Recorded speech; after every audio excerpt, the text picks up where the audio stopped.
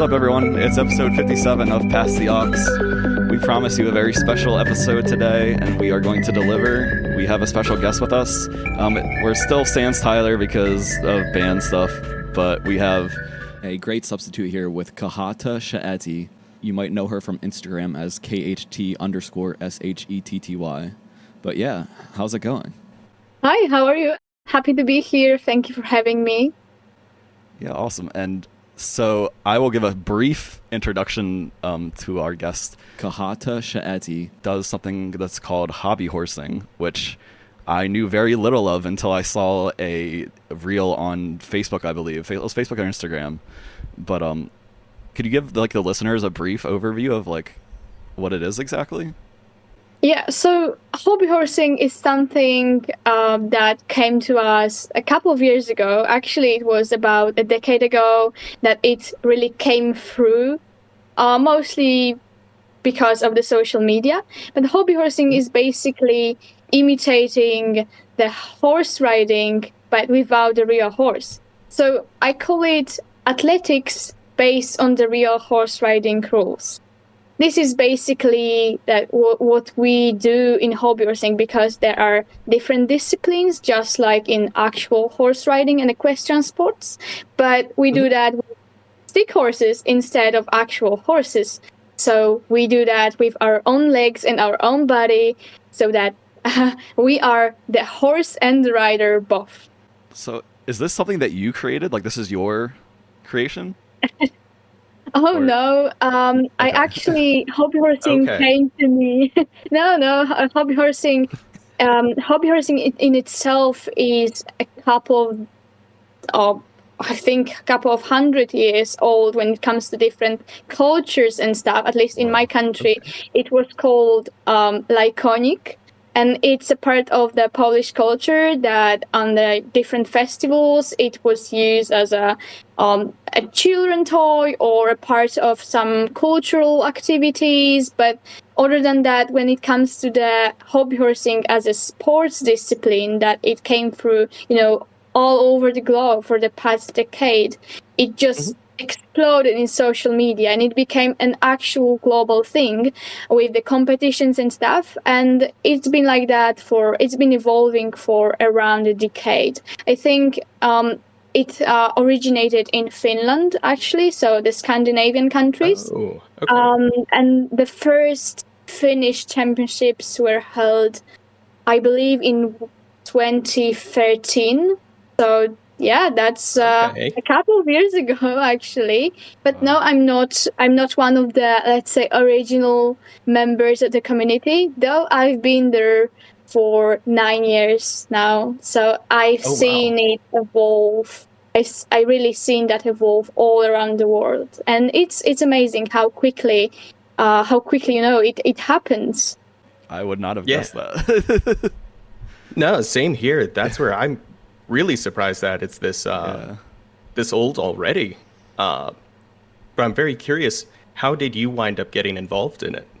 Yeah, that's actually a good question, because when people see hobby horsing in social media, they immediately go why don't you just get a real horse? Why don't you just go and ride a real horse? Why don't you just, throw away that toy horse and go ride a real one? But I got into hobby horsing a couple of years after getting into horse riding. And the big thing for a lot of people that ride real horses is that at one point at the time in their horse riding journey, they start just jumping around obstacles on the arena, or some just playing around in the stable with their friends and stuff. Yeah. So it's very common in the equestrian community, but hobby horsing kind of took it to a higher level. So with the all competition stuff and associations and so on, this thing was taken to a whole other level. And then it became sort of, I would say, open to all people, because a huge part of hobby horsing community right now doesn't even ride horses. A huge part of it does, of course, But here also there are people who only do hobby horsing because, for example, of financial events. Like horse riding is a hell of an expensive sport. Like it is really expensive. One of the most expensive ones for sure. So there are different reasons why people pick up hobby horsing. It can be financial thing, or it can also be the fear of horses, or just not having them around when you live in the city, for example. There are many different ways to get into hobby horsing, and some people just prefer that over real horse riding. I myself got into hobby horsing after seeing that on Facebook. It was at the time when I already rode real horses. I think 3 or 4 years after I got into, I've taken up real horse riding. I saw a video on Facebook with the hobby horse competitions, and it was really funny because hobby horsing kind of connected a couple of things that I have already been doing, which is horse riding and athletics, because I was in a sports class. It is also the handmade thing, because when I got into horse riding, I started collecting model horses and stuff, and I started making equipment for them in this very little scale.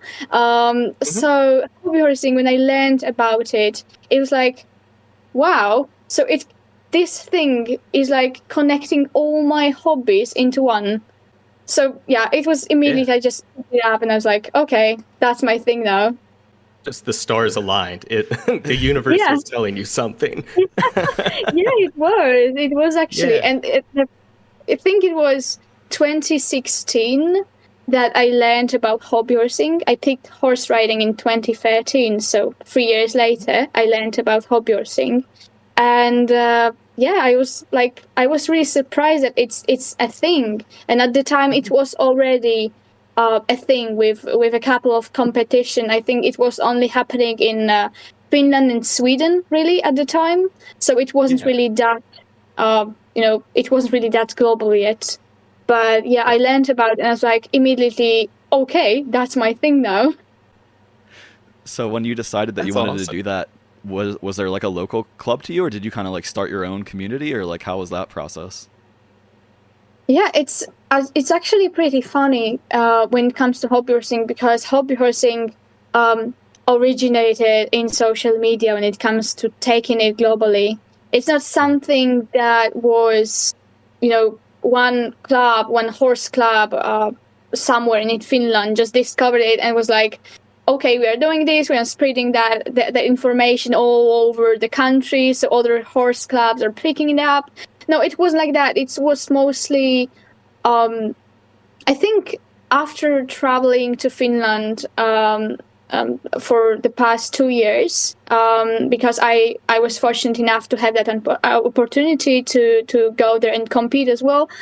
I learned that horse riding might be less available there in comparison to where I live, just in the sense of, let's say, this vast terrain of just forests, and nothing else.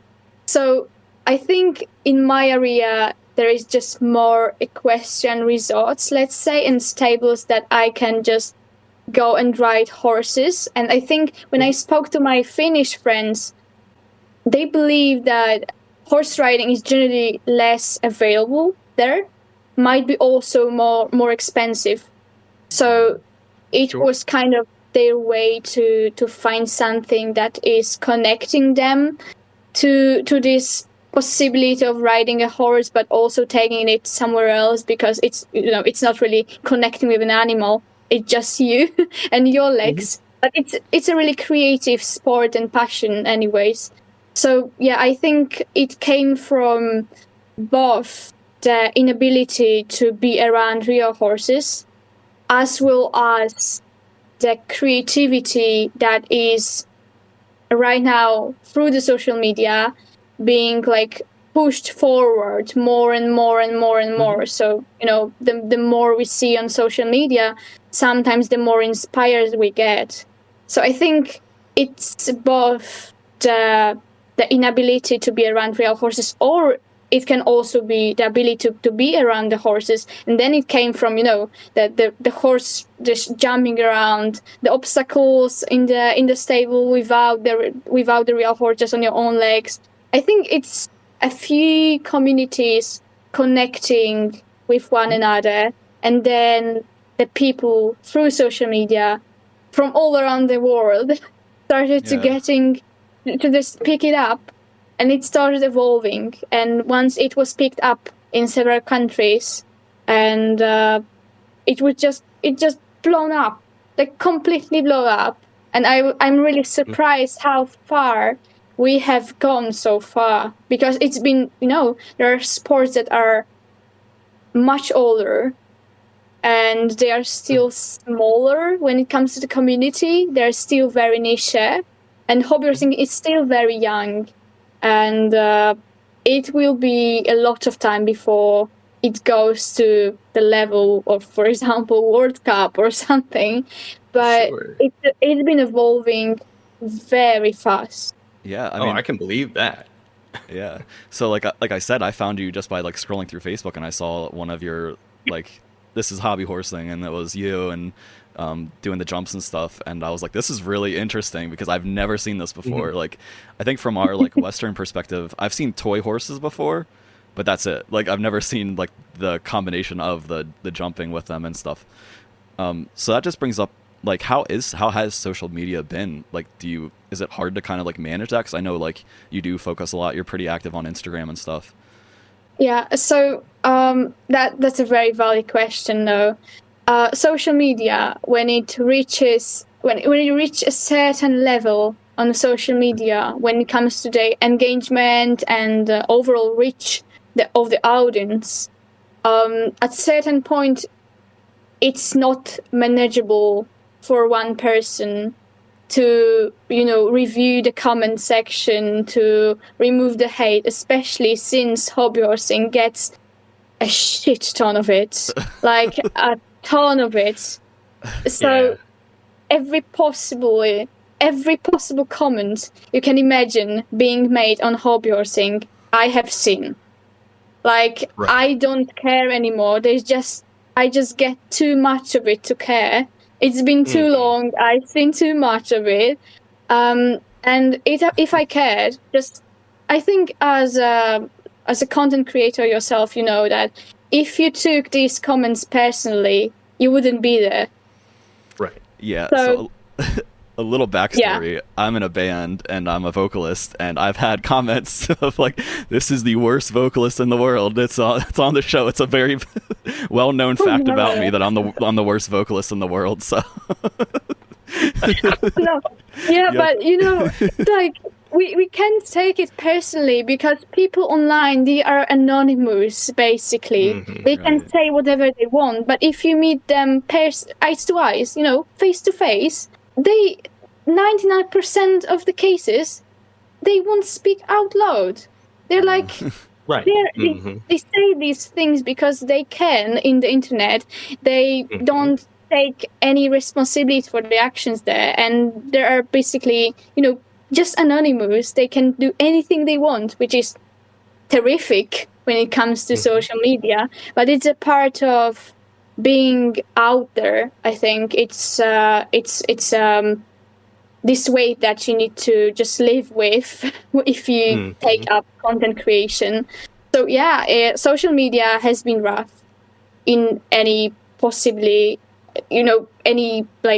any side of social media. The coin has two sides in social media. So like, it's been rough. It's like, sometimes I feel like I've seen it all. I've seen all the comments that you possibly can get on hobby horsing. It's like, I think one thing that is most terrifying for me, as I'm still young, and I've been doing this for a couple of years now. So I'm active on Instagram since I was basically 13. Wow. So I'm, when it comes to hobby horsing, it just gets so much hate, and it's so I don't understand it personally, because it's really harmless. You know, it's just people having fun. Absolutely. Yeah.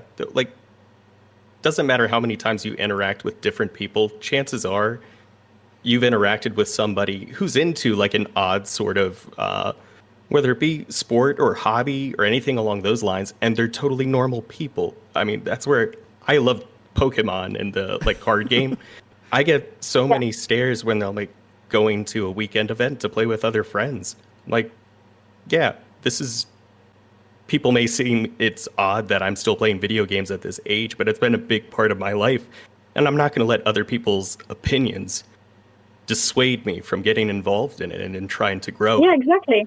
Yeah, exactly. That's what I mean. I mean, hobby horsing in itself is basically a reason a lot of young people comes out and train and stays active, which is amazing, which is basically amazing, especially that nowadays we spend a lot of time on our phones and stuff. And I know that hobby horsing is mostly in social media as well, but it's our way to connect, and it same goes to the gaming community and role-playing community and so on and so on, which, by the way, hobby horsing has a role-playing part to it as well. But it's, you know, social media in itself, it's rough. It's overall very rough, and it doesn't really matter which community you pick. There is two sides to it. It's like there is the side that you love, that you want to, the people that you want to connect with and talk to and stay around with. But there is also this other side that is basically the reason that you are having second thoughts about this, you know? But like in hobby horsing, I think the only reason that I'm still doing what I'm doing in social media is because I just stopped caring about what people think. You know, it's just too many of it. It's just too many comments, too much. And I'm just myself, and I can't really keep up with that. So I just let it roll and, try to manage in a way that at least, block some words so that it doesn't really get very, very unpleasant in the comment section. There are some words that have been used, and I will not speak them out loud here, but, there are some blocked words that I've been getting, and they are absolutely disgusting, awful, and you can only imagine what hobby horsing can get. But I've been getting those, of course, especially that I have had a couple of my reels going viral. The more viral it gets, the more comments like that you get. So so it's I have two thoughts on that. One, the people that are leaving you hateful messages and saying all that stuff, they're giving you interactions, which is, I think, helping you, some of your posts go more viral because the algorithm sees that people are interacting with it. So it's one, haters hate away, you're helping kind of. And then two, I was going to ask you what it is to have this virality. Does it kind of come in waves where you're oh, all of a sudden my reels are being shown on Facebook, or what's that like? Yeah, I think when you are into social media and you do that for years, you can kind of expect what content might blow up and what will not. I've been learning about that for a while now, and there is, of course, some strategy to it. So, for example, you pick certain times to publish your content when you know that your audience might be more engaged into that. But also, I think the algorithm nowadays, which is very sad actually, because that's something that you mentioned earlier, is the algorithm prefers hate. And the more people comment, the more people comment on something controversial or something that they can simply hate on, the more it will blow up. So that's the reason why I personally, so I have had a couple of videos that I feel like they really deserved to blow up because they show the skill, they show the jumping, the high jumps, and so on and so on. But also, I had a lot of reels that simply blew up because people hated on them. And it's because it was some satire. It was something that I do to make jokes of people like those. But I make those jokes because I know they will interact with that. So, it's like, so I think this is a part of being a content creator, that you learn your own strategy, and the strategy has to be different for every single one person, because if everybody picked the same strategy, the content would land in the same place, so it wouldn't really work. So we have to just observe, stay very close to the analytics and stuff, see what your audience likes, and especially what audience you like to get into. So my target audience is obviously the sports people and the equestrian community. But the reels that have been blowing up are not reaching specifically this audience, They are blowing up because people who are entirely uninterested in my content just hate on it. That's why they blow up. That's how it works, unfortunately. But that's the algorithm. The algorithm prefers to push out there all the hateful stuff that it can, because it grows you. It grows the reach, it grows all the stuff that people interact with. That's the whole point. They need to interact, and it doesn't really matter if it's positive or negative. They have to interact. Yeah. Gotcha. Did the haters stay mostly in the comments, or did people ever message you personally? Yeah, that's true. I've been I have had death threats to myself, my family. It's it's something that is completely harmless, but yet people take that effort to go into the DMs and threats. So crazy. I don't take that personally. Again, it doesn't really touch me, because I'm I know that this person is someone anonymous on the other side of the world, but so it doesn't really matter. But it's still it still surprises me at times that people take that effort to go in there and try to talk me through whatever, or send me death threats. It's crazy, man. It's I don't know, but it's a part of being a social media creator, and it's completely terrifying sometimes. Yeah, it shouldn't be, definitely. It's just people being absolutely awful, but it's a part of the job, sadly. Yeah, that's absurd, and I have all the level of respect for you to be able to persevere with that and just own it. You enjoy doing this, so forget what other people think. You're just continuing on with something that's fun for you.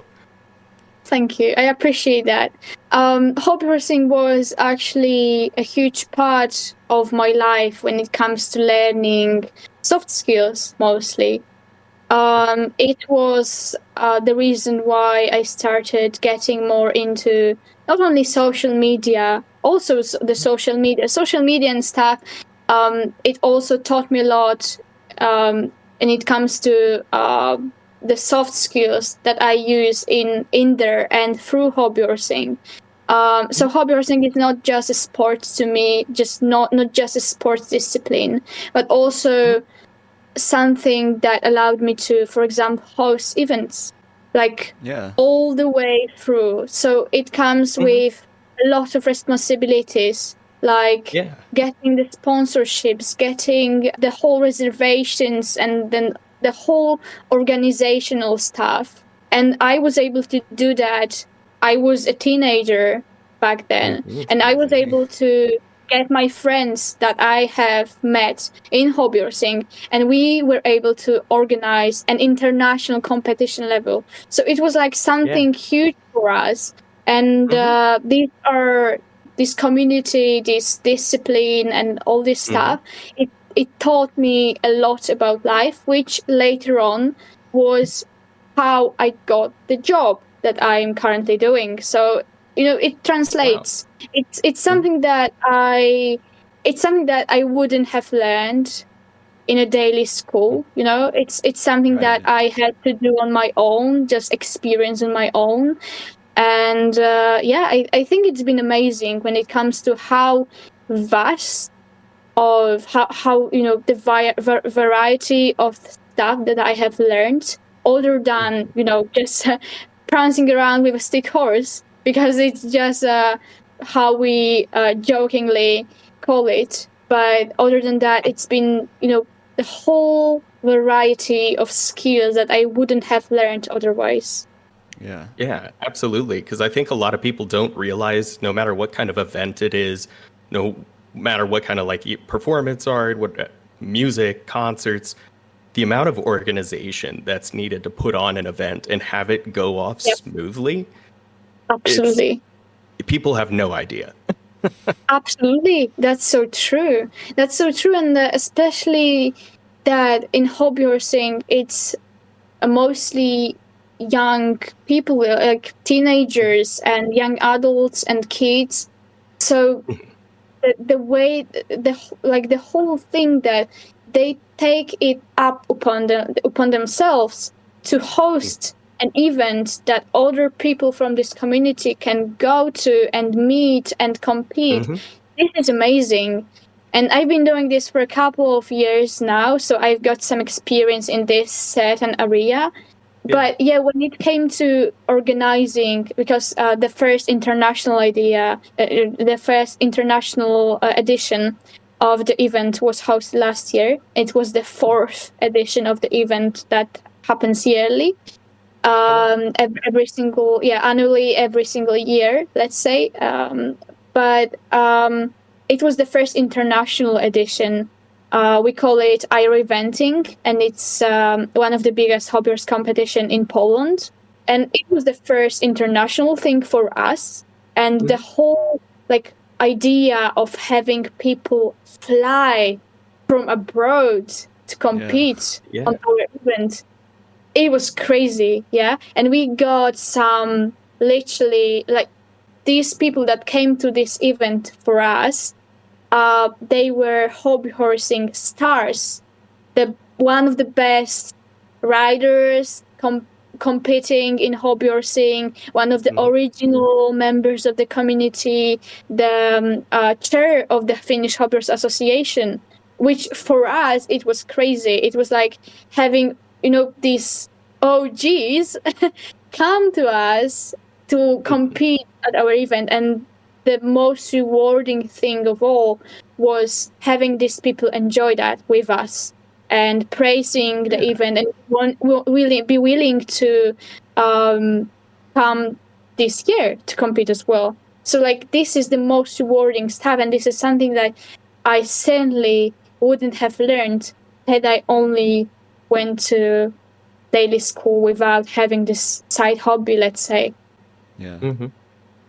That's a cool thing that I think that your social media portrays too, is I hope everyone who sends you nasty messages sees your social media and sees you with these groups of people. You're competing against them, and I'm sure in the competition, but at the end of the day, it seems like you're all just a group of friends sharing this passion, and you're just supportive of each other. It's so, for sure.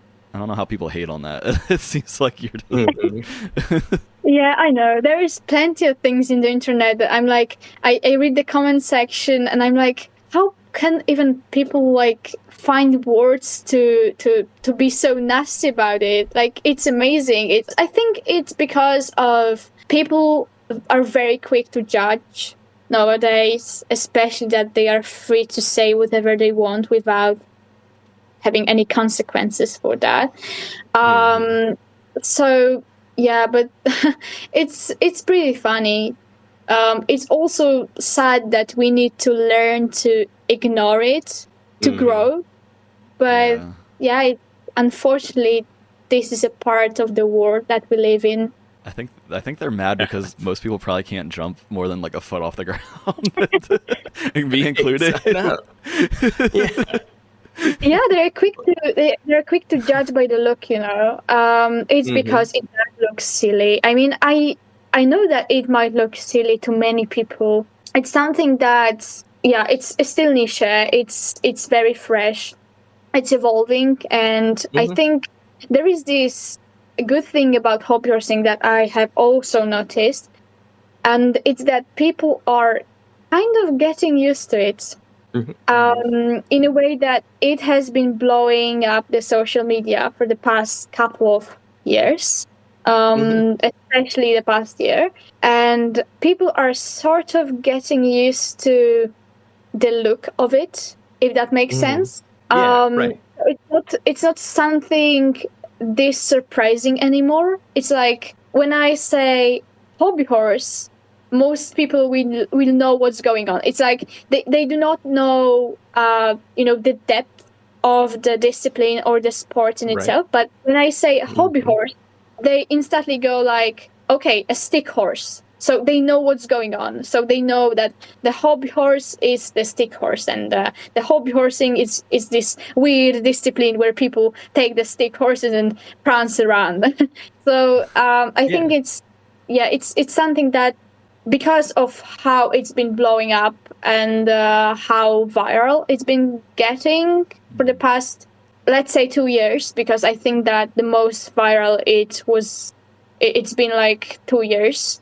It started with the pandemic, of course, because that's where the community started to really grow and grow and grow. But I think people are kind of getting used to it, which is a good thing. Yeah. Let's say it is a good thing. The more eyes that get on it, the less surprise, the more people are ingesting it regularly. Yeah. Yeah. The more I think, the more they get used to it, the more possible it is to just keep scrolling without leaving that hate comment. Yeah. You know, it's like, oh my God, hobby horse again, and they just go. So yeah, I think it's just a matter of time now. I used to be one of the people that thought that it might just be a trend that will quickly pass by. But I was wrong, and I came to realize that very quickly after getting into it, because of how quickly it started to grow. But it's not just a trend. You gotta trust me here. It's something that is being developed very quickly all over the globe, and there is a couple of countries that are really forward when it comes to making it official. So I would say that it's not just a trend, because it starts to get the clubs, it starts to get the community is really making it happen and pushing it forward for it to be officialized, let's say. And it will still be a lot of time before it is, I think. But we are heading there, and this is something crazy.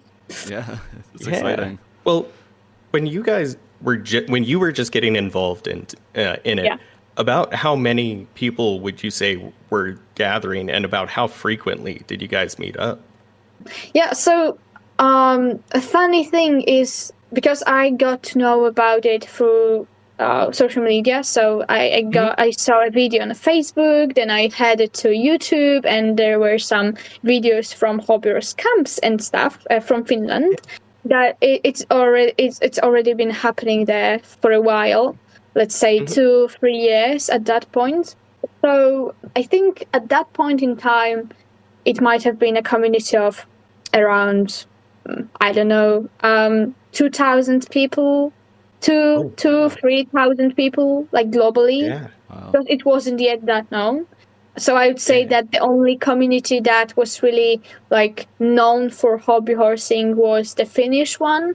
Then it was moved to, it also started evolving in Sweden very quickly. So at very similar time periods.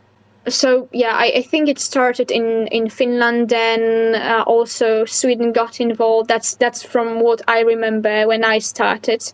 That's where the videos, the hobby horse videos were coming from when I was getting involved into this. But when I picked up hobby horsing in my own country, it was like literally a couple of, I don't know, I don't even think there was 100 people doing that.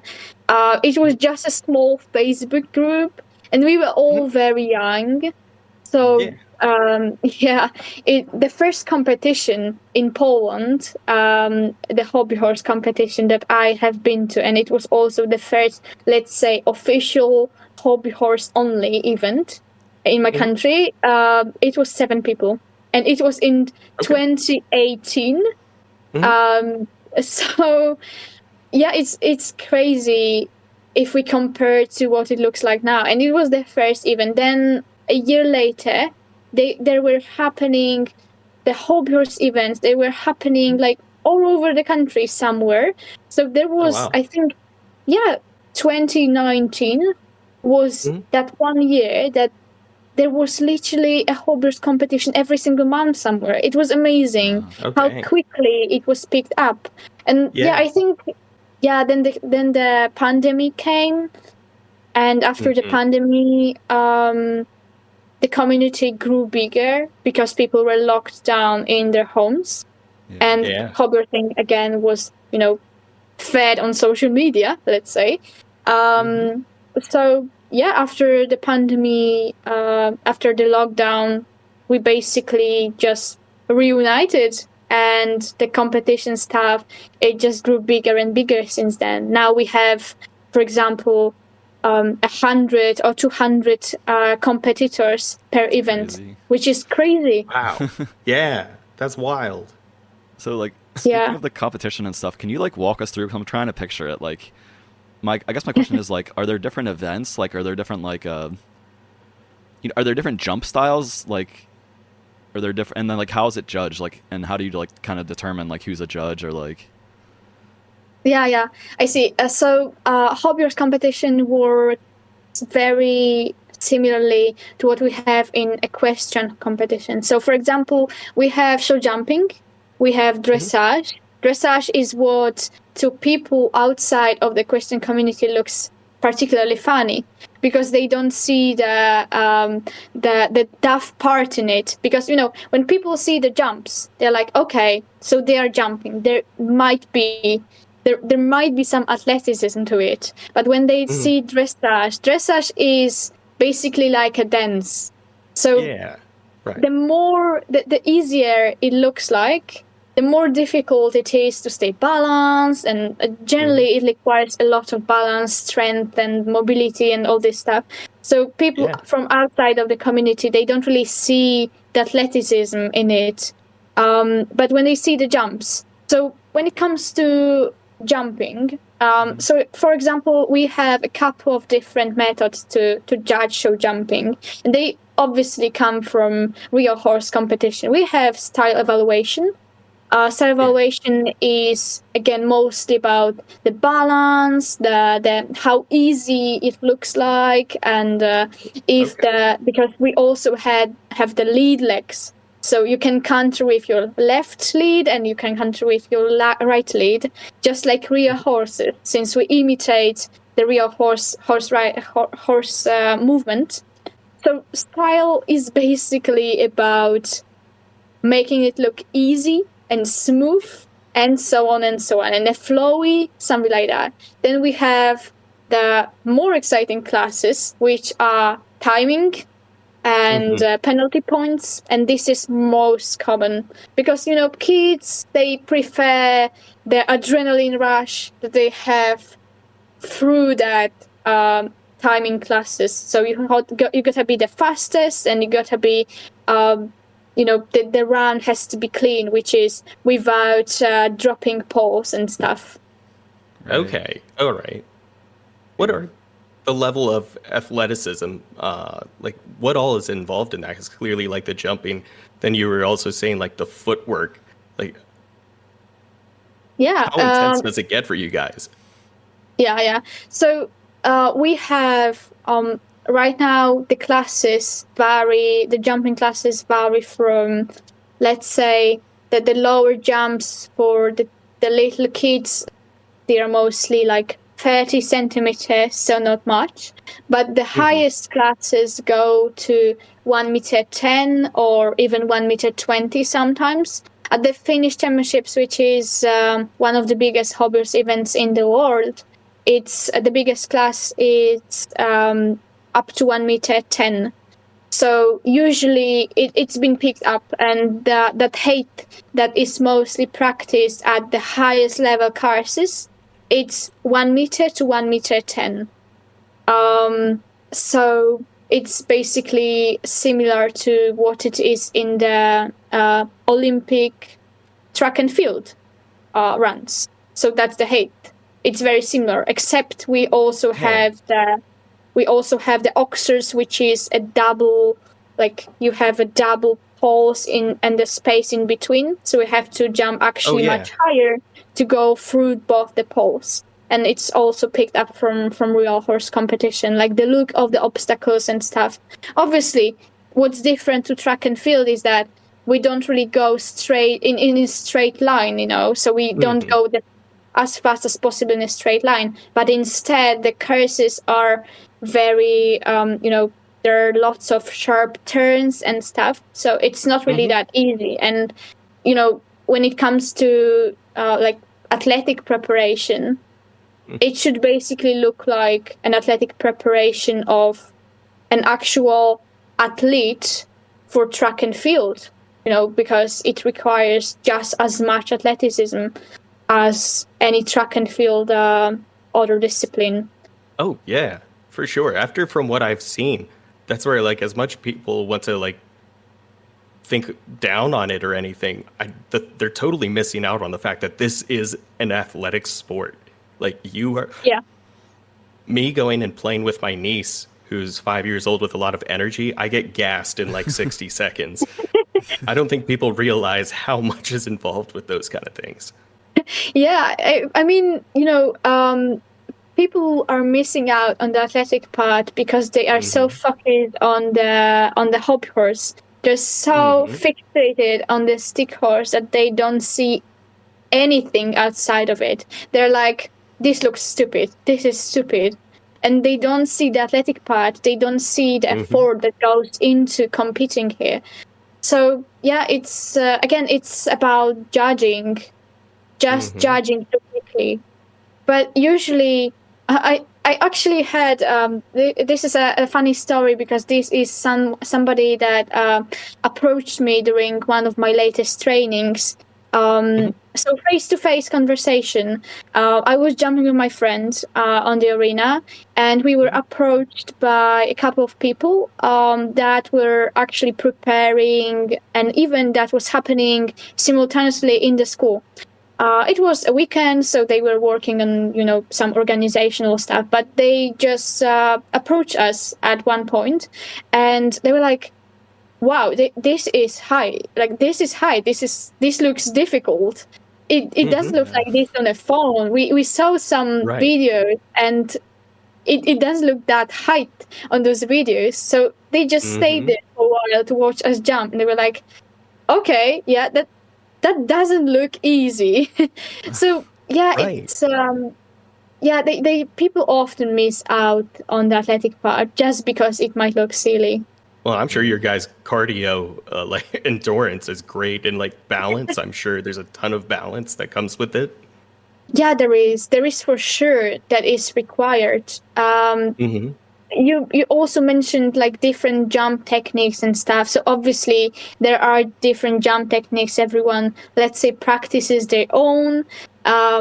Two are most used because they are most natural to jump with, which is both legs like twist to the outside, which is the first one, and there is also the one that makes one of the legs go like towards the inside, so underneath the rest of the body. This is the one that I use because personally for me it doesn't twist my body that much, and it allows me to be just smoother with the jumps, especially in the combination. It's also more similar to the actual track and field jump technique, I think, because in track and field you have to stay straight all the time. You cannot twist that body outwards or inwards at any point of time. But yeah, so these are the two most common. But yeah, generally, it is athletics.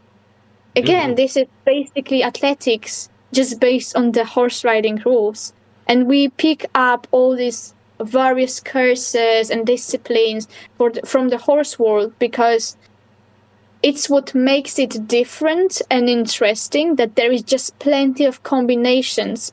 The variety of disciplines and combinations and exercises that people can do here, it just makes these, mostly kids and young people who practice that, it just keeps their interest for longer. Personally, I've never been interested in competing professionally in track and field. I used to do that in running, track and field, handball. I practiced it when I was in a school, but it has never been able to keep my interest for long enough. Not quite as long as hobbyhorsing, because it just so, like, the variety of it all. It just, there is so much to it. Yeah, it's like, I mean, just imagine doing hurdles and then like having the extra pressure of having like the horse. Like, does the horse ever like hit the bar? Like, how do you have to like manage? It can. Yeah, I mean, it can. So the funny thing about hobbyhorsing is that what makes it more difficult is that you have to hold the horse, and you cannot just let out of it, because then you are eliminated from the class. So you have to keep hold of it, and you cannot really use your hands to the jump. So you cannot help yourself with the hands, which is often done in actual jumping, So the horse not only keeps you, like, restrains your upper body, which it does, but also it adds up additional weight to it. The horses are not really they're not heavy. They're like half a kilogram. Not sure if you know how much in pounds that is, but I was just actually when you were not offhand. When you were talking about the meter 10, I had to like Google meter to feet, Google an American. I was like, I looked at you and I was like, how much in feet that would be? But I can't really help you there. Yeah, it's like so 3 feet 6 inches for those at home wondering if you're American. So the horses are not really that heavy, but they restrain the upper body basically, so you cannot really help yourself there. So especially with the high jumps, and the current high jump record is literally almost 1.50 meters. You would have to Google that. How much would that be in foot? But that's a hell lot of a height. Like, this is a lot, and it's like you can't really use your upper body to help yourself with that, which is even more crazy, because you are kind of restrained, and you have to land on your legs and continue. So this is the tough part that people really miss on often when they see that there is no athleticism in it. Right. Yeah. So the weight of the horse would be around a pound, and then I guess the highest jump would be around 4 foot 9 inches for the American people. Exactly. American numbers. It's America. Yeah, so let's talk about the horse more that we're on the topic. How is, like, do you kind of do all the crafting yourself? Is that like a really personal part of the hobby to you? Yeah, I do. There are people. So hobby horsing is a side of the organization, the event organization, the sport discipline, all this stuff. It's also a lot about crafts. It's about handmade works, and there are actual artists to it. So it's about sewing and all these, the craftsmanships that comes to it. So I do sew my horses. I make my horses myself. I only have one that was bought from an artist that is from Finland. But generally the horses are self-made. And these people that do them, they are called actual artists, because this is they are art. They are not just, of course they are used as a sports tool, but they can also be art. Not sure if you were like into like looking into actual HoRsE pictures that are presented like nowadays, but the internet is full of them. So I suggest that you just take a close look, because they are actual pieces of art sometimes. Oh yeah, absolutely. Are you familiar with like the furry community at all? Yes, I am. I'm not one myself, right? But I am familiar with the furry and the therians. This is very interesting for me. Yeah. So we just had a friend of the show, Zoe, on, who makes fursuits, and they were like showing us like the process of making everything, and it was like insane. Like it was so much work. I can imagine.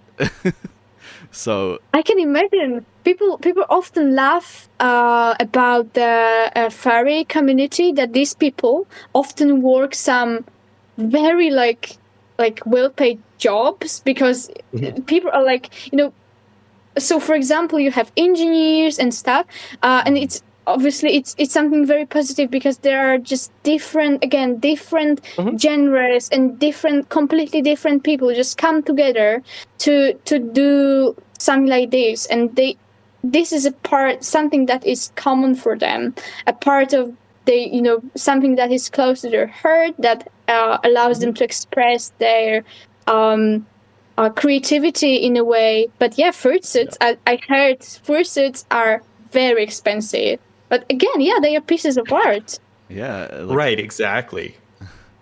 Like the amount of like sewing skills, the amount of like handiwork you have to know, and just like design in general. That's where 100%.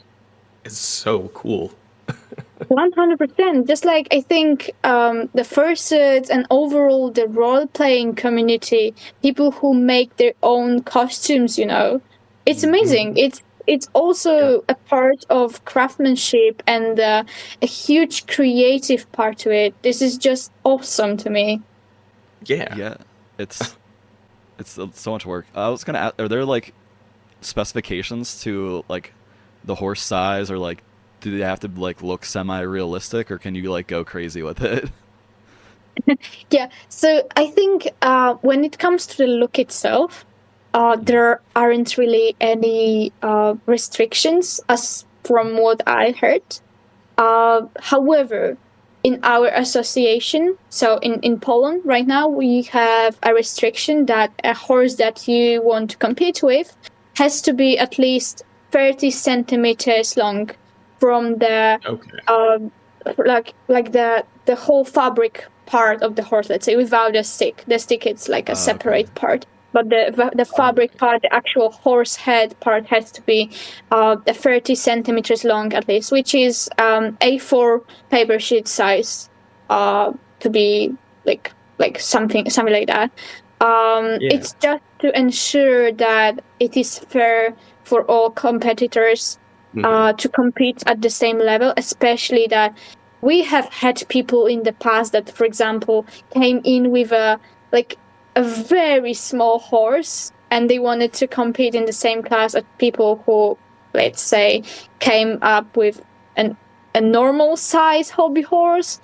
And it was really unfair to let them participate in high jump, especially since the high jump is about who jumps higher, and you basically bring a non-existent horse. So it was to ensure that it is fairly as fair as possible for our competitors. But generally, I think it depends on the event hosts mostly, and the organization, the association that is hosting that event. If this is an organization like an official or association, or if it's just somebody who wants to host an event. Usually the associations just direct the event hosts on any possible restrictions when it comes to that.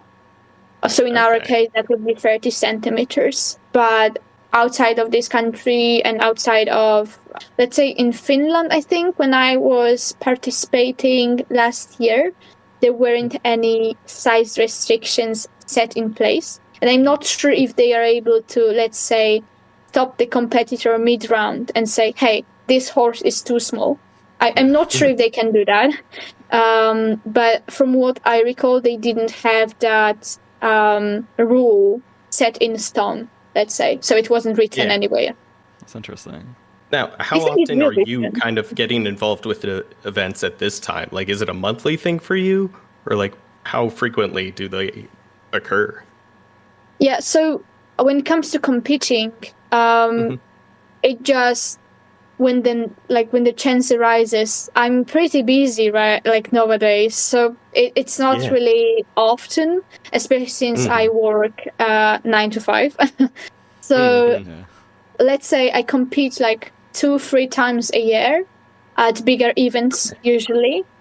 But also I host events. So this year, this will be 5 events in total. So that's quite a lot. Oh, wow. Usually it was 1-2 events like annually, but this year it's the whole, we call it like the whole tour, like 2025 tour of the events. And it's like, it has all these ranking stuff, the points that people can gather throughout the whole event tour. So it's pretty fun. It like one event was hosted. The first one of the tour was hosted in the beginning of April, and then another one is in 3 weeks from now. So fun stuff. Okay. Yeah. Now, what do you prefer to do? Do you prefer competing or do you prefer hosting? Wow, that's a tough question. Usually when I host an event, I'm like, gosh, I wish I could compete in that. I think it's something about, okay, this might sound selfish, but I like providing high quality events. Okay. So when I see that high quality event, I'm like, let me participate in that myself. I wish I could participate in that. But there is, I think the burden of being a host is not being able to enjoy it as much as the competitors, but instead being rewarded with the competitors being happy with your event. So it's something for something, I guess. Yeah, right, absolutely, because different rewards for different roles. Yeah, for sure. Like, similar, because like I'm in a band, I like being booked, but I've also booked shows for other bands that I'm friends with that I don't play, and I'm just like, I feel the same sentiment. Like, I'm glad that I set this up and you guys are having a good time and everything worked out. And you're like, my favorite feeling is like, I got my friends paid. So like, so that's fun. Yeah, for sure. It is like that. It is a different reward, but in the long run, I think this is a bigger one. Yeah. Are there like big competitions where there's like prizes on the line and stuff, or is that like a growing part of the community as well, or is it just mostly for fun? I think actually the prizes and like how big they are, this is somewhat of a cultural stuff. So for example, when I competed abroad, there weren't really any prizes aside from the floats and the trophies. So the ribbons and the trophies. But here, when I host events, I feel like there is this pressure from the competitors to compete for actual prizes.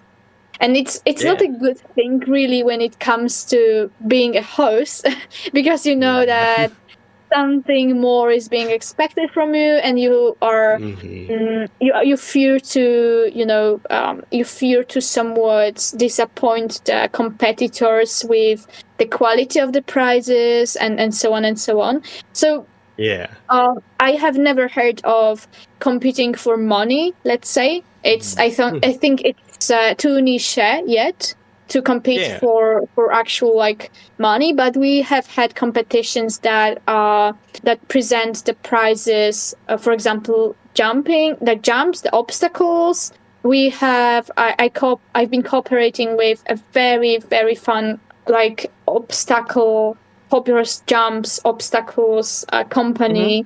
here in Poland that they have been providing and they have been supporting us for years now, and they have been providing prizes for our events as well. So this is very fun. There are also a lot of people, again, coming back to the creative part of the community and the handmade stuff. So a lot of people, these young people wants to make some money at a very young age, and they start making these horses and they start making this equipment for them. And since this market is growing bigger and bigger, people want to buy it, and this is a way for these teenagers, let's say, and young people in general to make some extra money, which is, again, this is amazing. So when the event comes, we are often approached by someone that just wants some visibility, so they want to sponsor some of the prizes with their logos and stuff, and just make some equipment for the hobby horses to add up to the event, to the prizes on that event, so that competitors, when they see that and in the social media, they can get some visibility, and then they can get some clients, which is amazing because these people are still very, very young, Yeah, and absolutely, it's a part of the creativity here. Yeah, that's a cool part, because I'm sure there's like competitors who don't maybe like have the skill set or want to develop the skill set to make the horses, and I'm sure there's people that have the skill set and want to make the horses but can't maybe necessarily compete. So I'm sure there's like a balance there. Yes, of course. Of course, yes, there is. There's also a whole lot of people who both compete and make horses and make this whole handmade stuff, me included. I used to make much more of that back when I was in high school, and generally when I was in school. Nowadays it's tough and the schedule is tight, so I don't really have that time anymore. But yeah, I used to do a lot of handmade works myself, and it's amazing how it can like develop both, the view, the craftsmanship, of course, but also the view of the money and the ability to make something on your own and for yourself, and then getting to know the value of the money at a very young age, which is also a huge topic when it comes to the young people nowadays. Absolutely. Yeah, that's another one of those just added skills that you were talking about earlier that are involved with everything. Right. Yes, absolutely. It's like, so when I was still in school, it's this part in life when you are dependent on your family, on your parents, and on the money that, on your family's money, basically. But thanks to hobby horsing and this craftsmanship and all this stuff, I was able to make some money on my own, and also be able to support my parents in a way that, take some weight off their shoulders, because they were like, I'm very grateful for the opportunities that they created for me.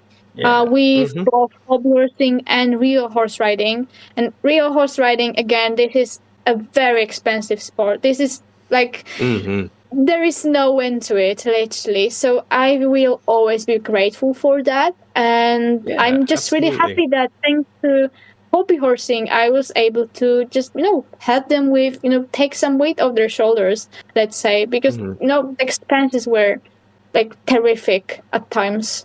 Yeah, and I'm sure your parents also enjoy you being in a hobby. It's not like here, like when your kid plays football, and like at any weekend they play football, they could get like seriously hurt, have like the CTE kind of stuff. So like, I'm sure your parents are happy that you're in a hobby that's relatively safe.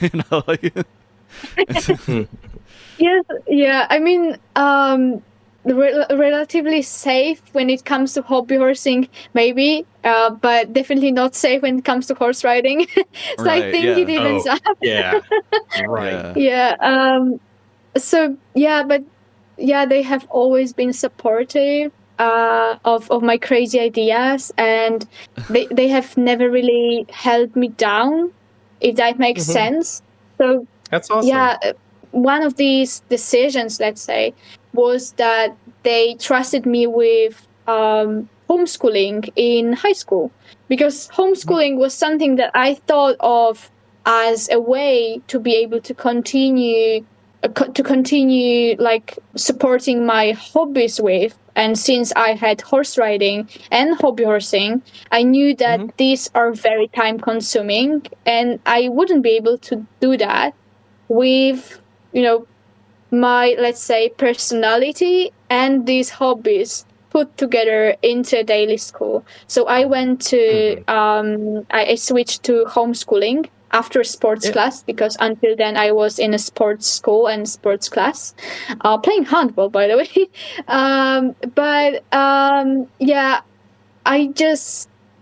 I will forever be grateful for that, because they trusted me with this opportunity to like be able to do something for myself. And thanks to this homeschooling period where I could just develop my hobbies, my passions, and myself, I feel like I came out of this high school period much more mature than I would be in a daily school. And I have no idea how that would have been played out hadn't I switched to the homeschooling. But I'm just very glad that I did. Just let me say that. Because it let me realize that there are just a lot of soft skills that might be used later in life.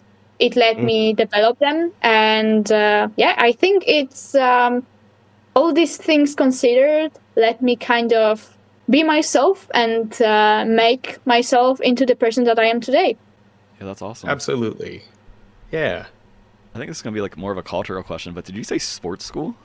There was my primary school had this sports class that was like the whole like profile of the class was handball generally, but I was this one person. I went to the tournaments, the handball tournaments, basically every week or every 2 weeks for 3 years, 4 years. Wow. Yeah, so it was a big deal. But also, I was this one person that was being dragged to every single athletic event happening around. So my old coach just kept dragging me around to running competitions, to any sort of track and field competitions. It was fun, and it sort of it was also the time period that I picked up hobby horsing. So it was like, I'm glad that I had the magazine of energy that big back then. And right now I wouldn't be able to do that. But it was fun. I mean, I have practiced plenty of different sports in the past. But it was fun. It was something that never really stuck to me after the primary school, really. Later in high school, I only did athletics plus hobby horsing, obviously. And and the horse riding, it's been there since I was 9 years old, basically. But it's like I have always treated it as something separate from school. So I used to be in a sports class. Is that something you still do occasionally? Ride horses? Which one, sorry? Like get to ride a horse? I actually own a horse. Yeah, I own a horse. So again, this is something funny about being a social media persona, that you only show people one part of your life, So I'm not, I don't feel like an influencer. I have never wanted to be an influencer myself. And my content has always been my skill set. So my content is my skill set. My content is my jumps. It's my creativity, what I can do with hobby horsing, but it's never been me, myself, and I. So I never really wanted to do that, and I don't feel comfortable working in front of a camera like that. So that's why I wanted my content to be basically my skill set, because that's something that I feel comfortable with and strong with, and this is something that I would like to show the world. So when people tell me hundreds of times daily to just go and ride real horses. And I'm like, yeah, I've been riding real horses for over a decade. I actually own a horse, and then I have a second one in training. I'm like, whatever. But yeah, I do own a horse, an actual horse. I also have a second horse in training. So I basically own 2 horses, actual size, 1-to-1 size horses. And I ride 4-5 times a week. Oh, wow. Again, this is something that is kept outside of social media. There is just plenty of horse riding social media influencers and so on and so on. It's nothing original, really. So, like, I don't really want to listen to people telling me how to ride my horse. I would much rather prefer to share my skill set when it comes to hobby horsing, you know. So yeah, it's it's funny, but people don't know. They just don't know. They are quick to judge when it comes to the silly looking hobby horsing, but they just don't know. And yeah, I have actually been riding real horses for a very long time. I own a horse already, and yeah, they're go ride a real horse or get a real job. And I'm like, yeah, I do ride horses and I do have a job. Like, I've had that. Whatever. Exactly. I've had that same thing with music where people are like, don't quit your day job. And I'll be like, I haven't. Yeah. Yeah, exactly. It's like that because people are unaware, you know, and there's just too many and too much of it to even try and make them, like, try to convince them about how hobby horsing is a good thing. If they don't want to listen, I will not even try. I have tried plenty of times, and it just, you can't convince somebody about something if they don't want to listen. So whatever. Mm-hmm. Yeah, absolutely. That's for sure. That does bring me to an interesting question, though. Has your real horse ever seen your hobby horse, and does it have any kind of reaction? Yeah, it has seen my hobby horse. I actually have a pretty funny reel on it. I can send you that later, but her face was basically like, what are you doing? I created a reel that was kind of mocking towards people who told me to ride a real horse, and I created a reel. I can send that to you later after we end the call. But awesome. It's pretty funny.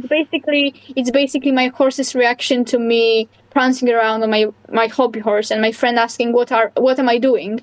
So my horse was just looking at me like I'm crazy. But yeah, I did that. I presented that horse to her, and she was stunned. Yeah. You know, I imagine the amount of people that have said that you should just go and ride a real horse. Probably they themselves could not ride a real horse.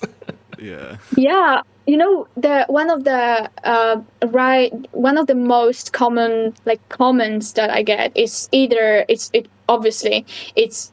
just go do track and field. This is like top one. But also there is just go ride a real horse or just get a real horse. And just get a real horse is not just getting a horse, because this thing is expensive as hell. But it just shows that these people have no idea. So whatever. I just let them boost my algorithm. Yeah, exactly. Well, and then on top of that, I appreciate the accessibility to it, as you were explaining before, not just for like financial reasons, but if there's somebody who's afraid of actual horses, which I know is not uncommon, but to give them an opportunity to be able to live out that kind of moment for them. So yeah, I think that's really, really awesome. That's for sure. It's obviously very different because there is no cooperation between a living animal and a human. But there is just a lot of people for whom hobby horsing is sufficient, you know? It's like they might have had some experience with horses in the past, but then they might have dropped out of different reasons, out of fear, health issues, or the financial issues, whatever. There's just plenty different backgrounds to it. I actually was planning to do some kind of a video when I'm interviewing some competitors and asking them why and how they picked up hobby horsing, because there are plenty of different stories.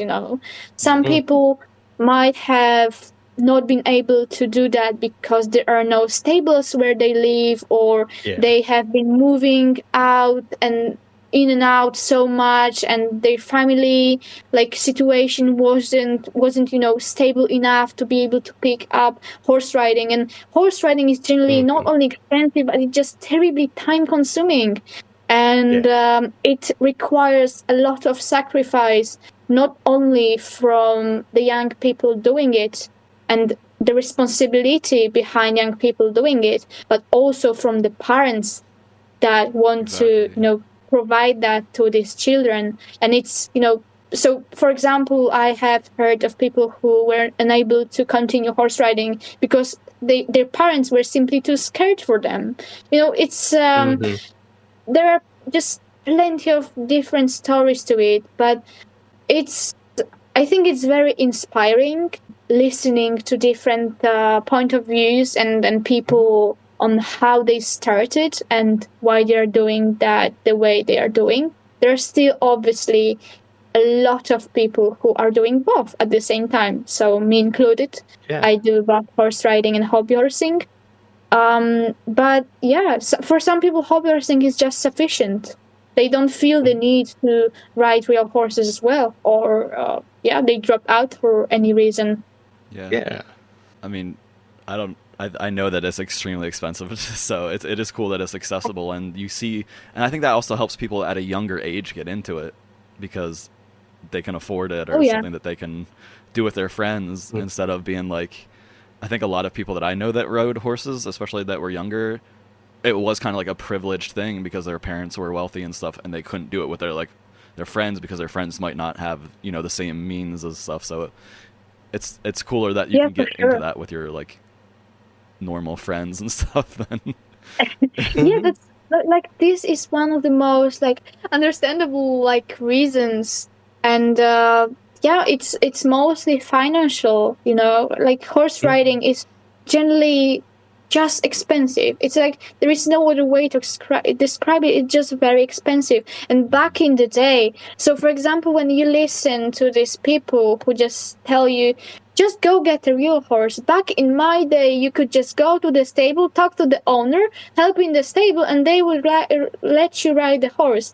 And it doesn't really work like that nowadays. Obviously, it is sort of a common thing, for example, so I was one of these people myself. So when I was starting horse riding, I used to help in the stable as well. And from time to time, I could ride for that work. So this is common, this is happening. But if you want to really progress in horse riding and get somewhere, especially if we are talking about not only just taking a horse to the forest, but also competing or all this stuff, you have to be prepared financially, and it's not something everyone can do. And people are simply unaware of that. So when somebody older looks at hobby horse and calls it stupid and just cannot really understand how people can just go and get a horse, I try to explain to them that it's not that easy. But some people you can't really talk over. So back in their day, it could be like that they could talk to the owner, and the owner would let them take the horse to the forest. But right now it's much more complicated. Oh yeah, absolutely. Well, and then also just the time commitment to care for an animal, period.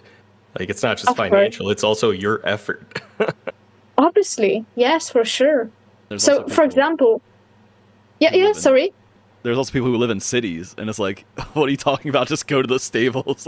If you're in a city, you're out. That's for sure. Accessibility is another thing.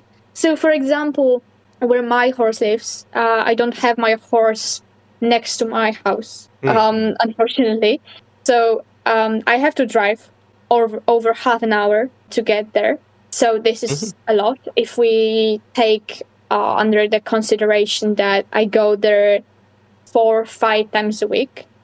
And it's also, another thing that is just people don't really consider here is really how time consuming is. It's not just that you go to the stable and take the horse and ride the horse. You have to get to the stable. You have to commute. You have to prepare the horse. You have to, if you wanted to jump something, you have to set the curves, and then you can get on the horse. You have to warm it up. You get to ride it, and then have to cool it down. Then you have to, all the equipment, all this stuff, you have to take it off, and it's just so many things to it.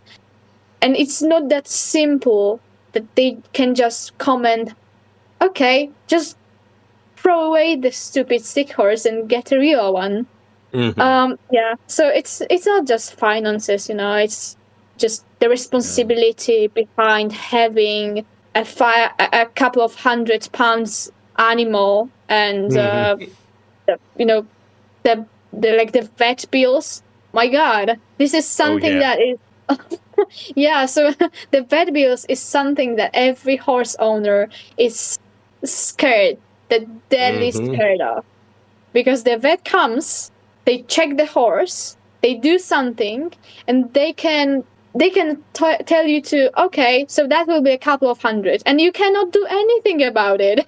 Yeah. Right. It's just like exactly. car, just like you get your car to the mechanic, you have no idea what they're doing. They could have told you anything that they have done on the car, and you wouldn't really see the difference. So it's like it's pretty funny, but the vet bills and the responsibility, the time consumption, everything considered, it's not that easy, but people tend to miss on that a lot. Oh yeah, 100%. I'm also curious, so with how much you've seen it grow, how much do you think like you and the close people around you that you work with have been involved in that growth?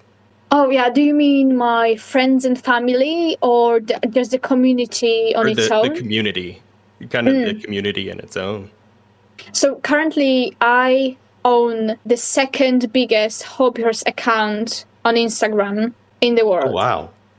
So on Instagram, we are just talking Instagram. There are also other medias that I'm pretty sure are bigger. But on Instagram, it's the second biggest. So generally, people from the community, the HoRsE community, they know me. Oh, wow. That's incredible. This is really funny and very inspiring. I think one of the moments that I really truly realized that it's happening was actually this March, when I was invited to Czech Republic for one day judging at their competition, and then the second day was coaching. I also coach in hobby horsing, and I was invited by them. So I coached in English, and there was also a person who translated that to the kids that didn't really understand English.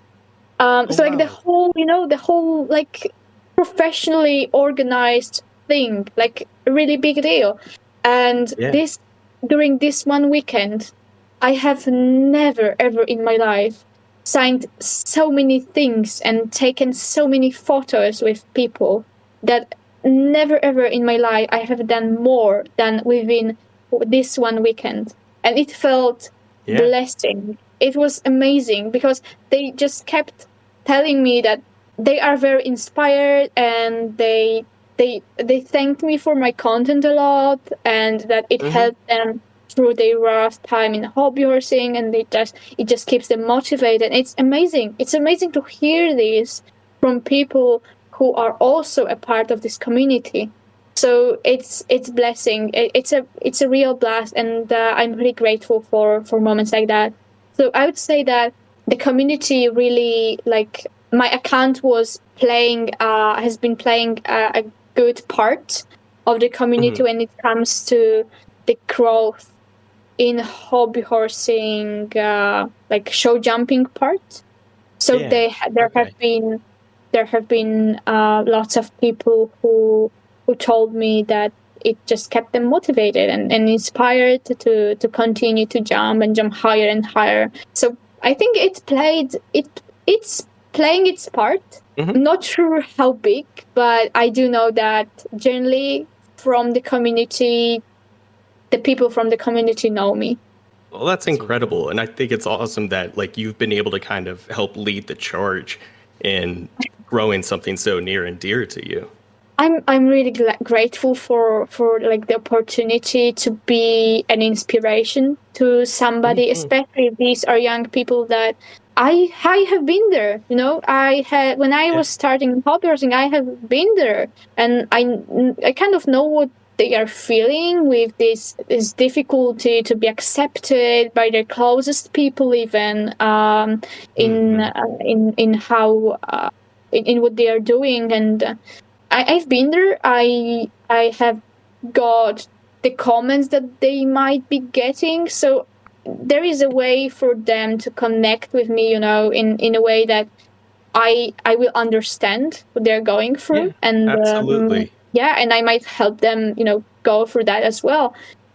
So yeah, I think this is the most rewarding part, to have people like face to face come to me and say that they are thankful and inspired and motivated. Yeah, and to like all the haters out there, you went from like being a high school kid to like learning what you want to do and like what you're passionate about, and then traveling to different countries for competitions and like coaching and giving back and hosting yourself. That's like, I mean, I think people are jealous when they hate on you pretty much, because that's really cool. That's something that a lot of adults in like older ages don't really ever accomplish. Like, so right. yeah, I still don't know what I want to be when I grow up. Jordy's still figuring that out. Maybe a firefighter, like, Jordy. if you ask me what I want to do in 5 or 10 years from now, I would say I have no idea. But I have no idea when I'm gonna be in 10 years from now. I hope that I will still feel accomplished, but I have no idea. And I do hope that I will have the freedom to feel accomplished, you know. But yeah, so I think I'm still kind of searching for myself. I'm definitely more settled now than I was 2 or 3 years ago. It's because I'm kind of, you know, it's pretty funny, but also hobby horsing allowed me to realize that I don't want to go to college, to a university. I didn't go to university because I felt like my skill set, the soft skills that I have learned, will be the one that will get me the job and not the university degree, especially now that we live in the world that the technology is just developing so insanely quickly. And the universities, they cannot keep up. So I was like, okay, so I feel like this thing, all those things that I have learned through hobby horsing, through social media, through the handmade stuff, through sports and all this craftsmanship and the event hosting, this is the skill set that will let me get the job, and it did. So I was like, okay, so so far I've never felt the need to go back and actually get to university. I feel like I am on the right path right now, and I have no idea when I'm gonna be in 10 years. But I do know that right now I'm in a place that I have wanted to be a couple of years back. Yeah, that's awesome. Oh yeah. And to have something so that endearing to yourself that you can keep this hobby and this passion going. I'm sure that's always nice to have that comfort there. Yeah, for sure, especially that, you know, it's also a very interesting like fact that my best friend, like my current best friend, is a person that I have got to know through hobby horsing, and it's like it's through this passion to this hobby and to this sports and all this community, I have got to know so many wonderful people, just so many wonderful people. And it's also very funny when I see, I mean, it's kind of a mixture of emotions, I guess, but there are people who leave the community but tend to get back to it after a year or two, because they miss it so much. And then they miss not only staying active through hobbyhorsing, they just miss the community, the handmade, the competition atmosphere, the whole community part to it, aside of the sport itself. Because they don't feel really fulfilled without it, and for example, they drop out of this hobby horsing. They stop being active, their condition, their stamina and stuff, their body started to gain some weight, and they didn't feel comfortable in their bodies anymore, and they were like, where are my people? And they just kept getting back to this community, even after a couple of years out.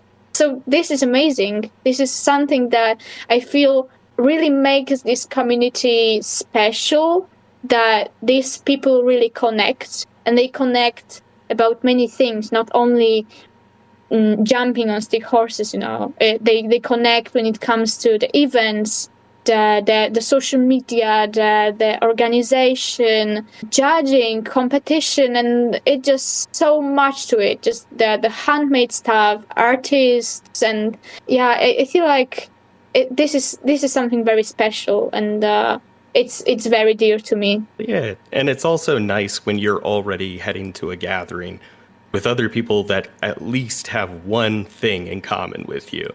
It's like me and the other host on this show, Tyler, we're both big into professional wrestling. And it's like, if you go to a show, you're going to see people from all different walks of life.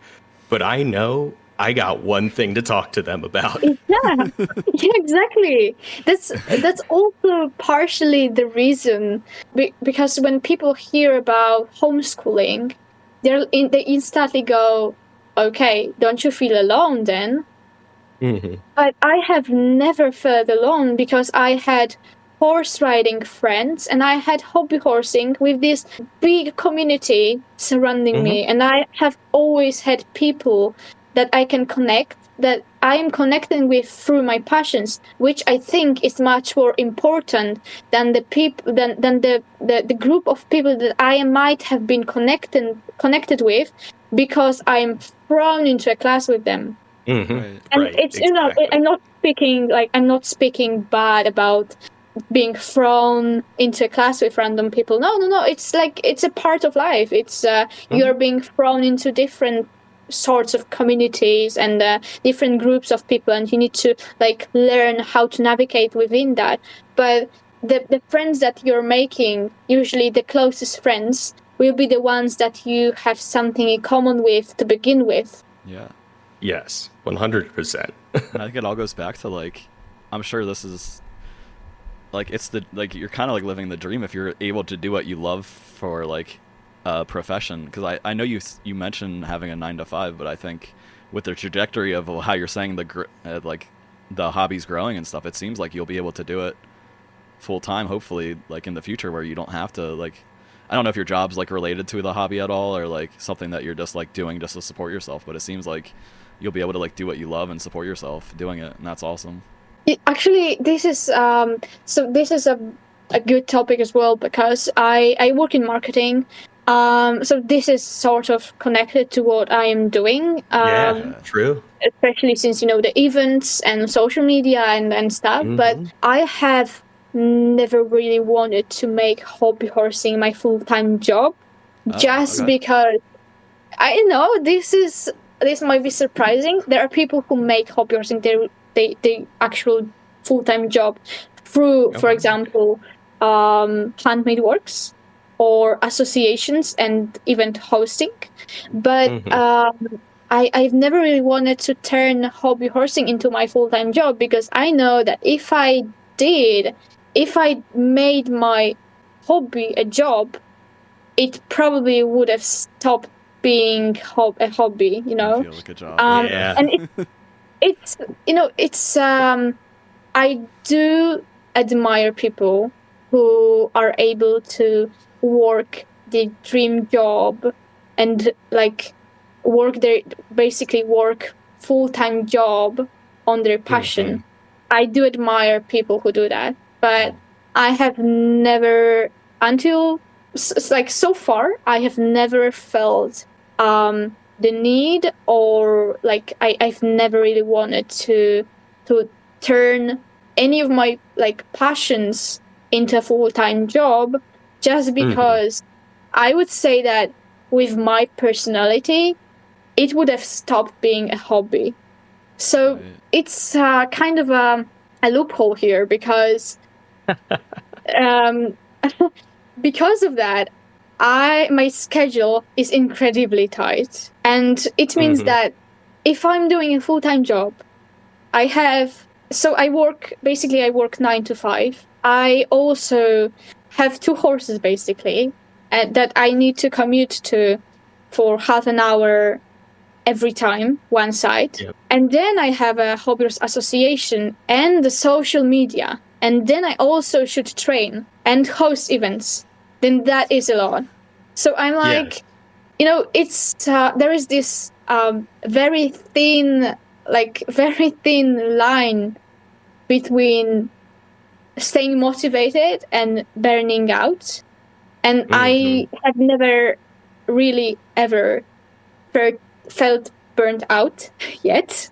That's good. But there is a very thin line between these, let's say, states of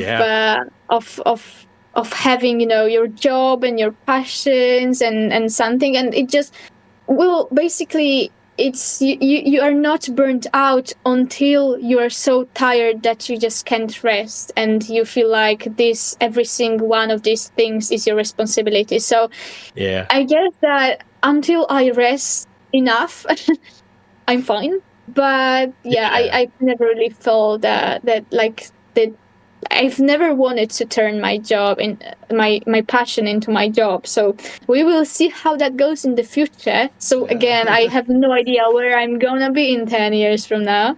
But it's a very, very thin line between, the fulfillment and being burned out. A real balancing act. Yeah, you seem someone who for sure. You seem like you're someone who feels very fulfilled giving back, because I think your social media, especially from what I see and have experienced this, you're trying to highlight the community, trying to when you talked about coaching, that seemed like it was something you really enjoyed. So I feel like that's so cool to be a person that's not I just want to compete and be the best, but I want to host events and give back and highlight the community and try to grow it so people get involved, and that's really cool. Oh, I appreciate that, really. It's I think it's kind of true that I think sometimes I feel like I love giving people the opportunities that otherwise I wouldn't have got myself, if that makes sense. Right.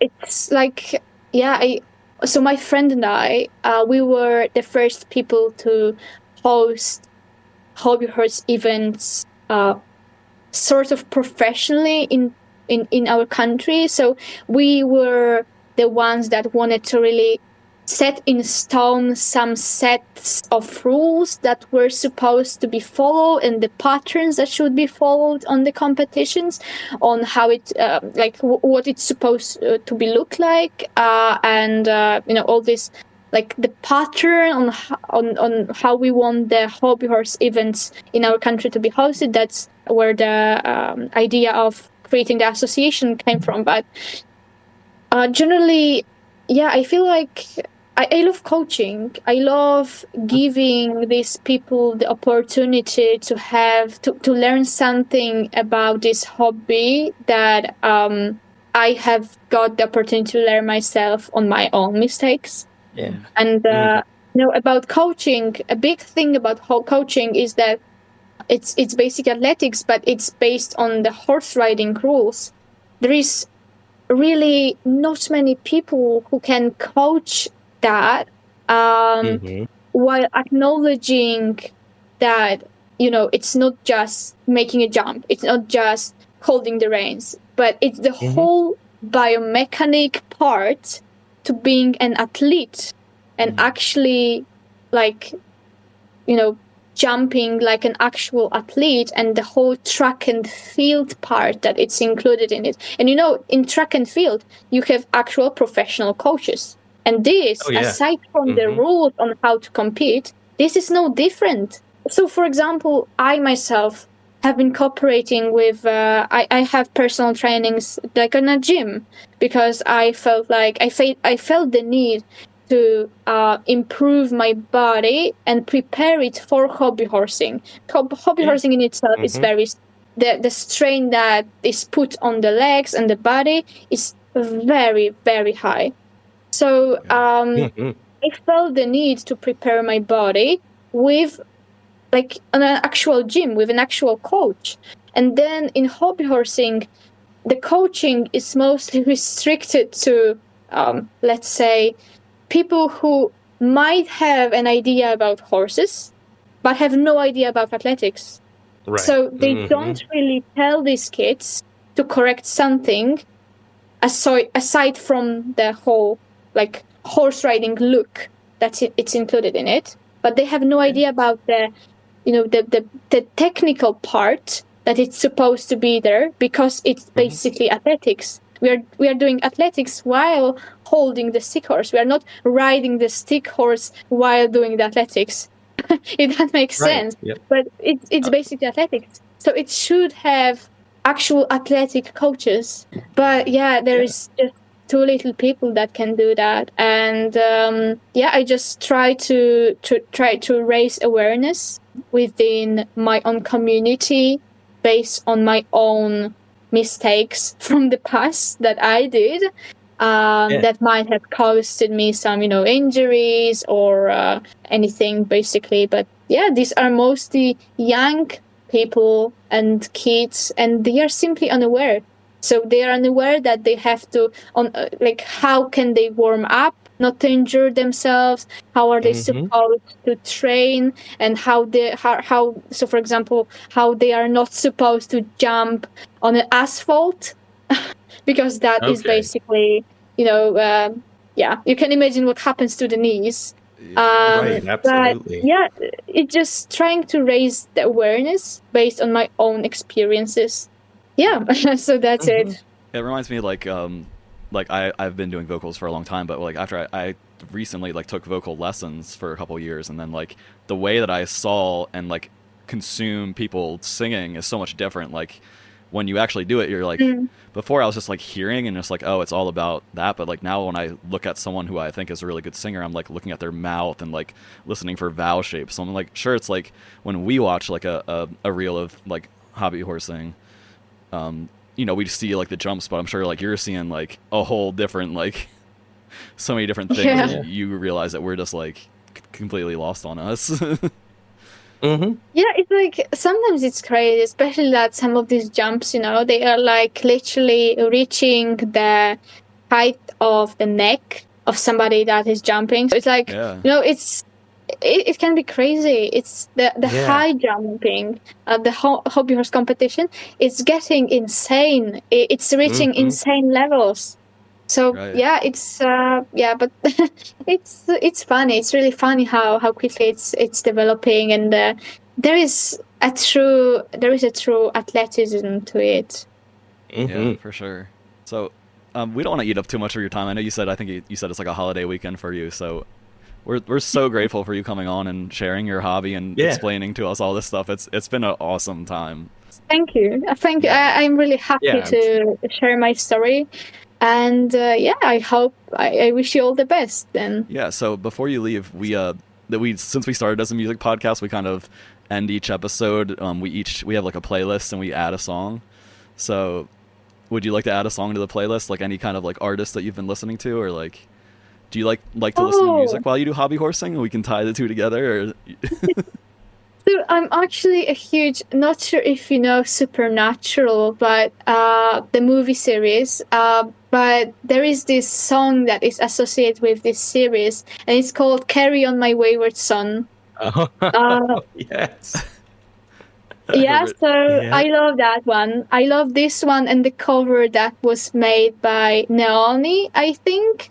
I see it. So I love that song. You can add that up, if you want.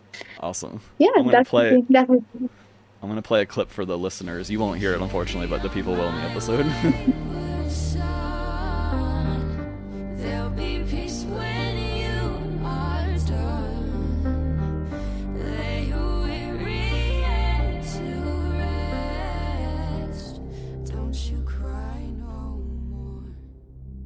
That's cool. That was weird. I just referenced that song last episode.